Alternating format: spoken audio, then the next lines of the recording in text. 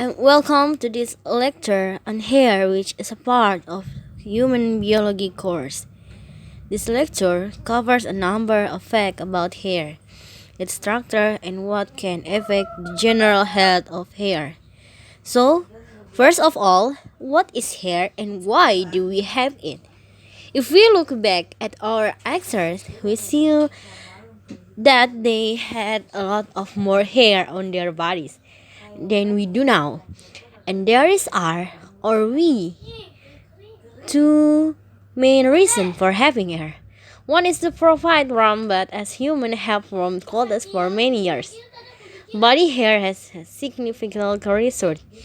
The others is for protection, and again, this is as significant as it were once, but hair does still benefit areas of the body such as the head and around the eyes.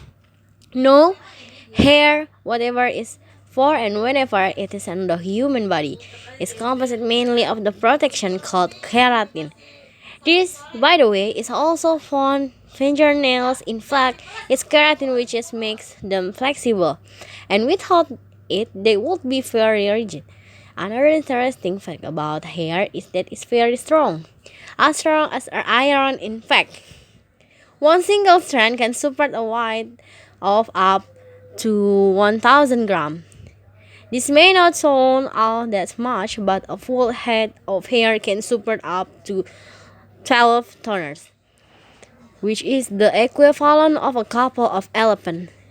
Which is simply amazing talk. I advise you not to put this to the test. Humans lose up to 100 strands of hair a day, but we do have quite a lot of hair to start with. There is some variation depending on hair color, but for an average adult, the stain count is 100. So losing 1000 a day is not too bad. Although this is the average, people with red hair have around 18,000 strands, but our brown hair 1000 and blonde have about 1200. So hair used to be important for the reason I mentioned earlier, but nowadays I'd say the main importance of hair is the fact that it's a big business. Apart from the memory enveloped in hair cutting, shaving, trimming, etc. A fortune is spent just on hair product. In the UK alone, consumers spend over 5 billion pounds each year on this. So next, I'd like to just give you a quick overview of the structure of hair.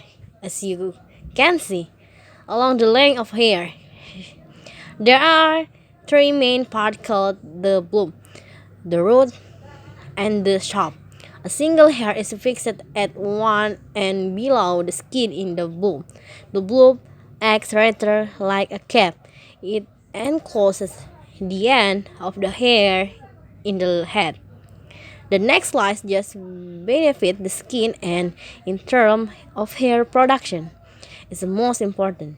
This can be considered the control center for each standard of hair and is where the glands are found. This produces oil which flow along the length of the hair and the height of the root, determine the overall head of the stand of hair.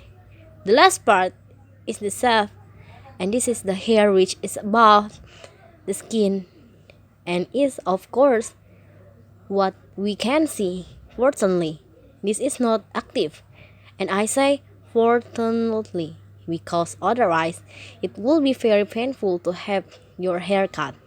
And finally, I just like to go over a few factors that impact on the overall health of hair, like every other part of the body or diet. That is what we eat. It's extremely important to the condition of our hair. But where's a change in your diet too? For example, eating unhealthy food will soon be noticeable in your skin. Change to your hair will take a lot longer. A change in diet today could take several months to have an effect on your hair. And so, what is the key to healthy hair? Well, eating a balanced diet is the most important thing. There are a number of vitamins, that are vital for good hair health. The main ones being vitamin C, D, and I. And a balanced diet. All these vitamins will be readily available if you need a boost of vitamin C. For example, one of the best things to eat are blueberries. For vitamin D, the best example are fish, mushroom, and egg. And for vitamin I, nut and seed. Right? So let's go on to